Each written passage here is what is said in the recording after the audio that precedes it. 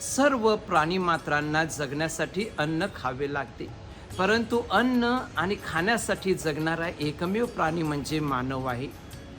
अन्न ही शरीराची गरज आहे, परंतु आज अनेक लोक उपवास करताना आपण पाहतो आणि त्यांच्या उपवासाचा हेतू आणि उद्दिष्ट निराळं असतं.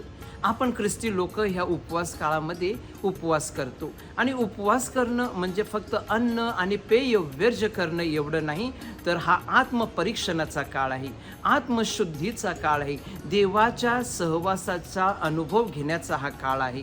नाहीतर नाव उपवास आणि तोंडाला मटणाचा वास.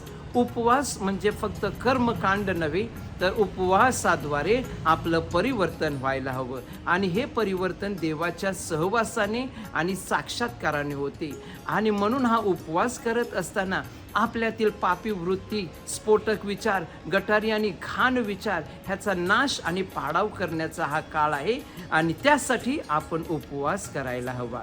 येशूला जेव्हा प्रश्न विचारण्यात आला की तुझे शिष्य उपवास का करत नाही, येशूने समर्पक उत्तर दिले आणि उपवासाचा खरा अर्थ सांगितला.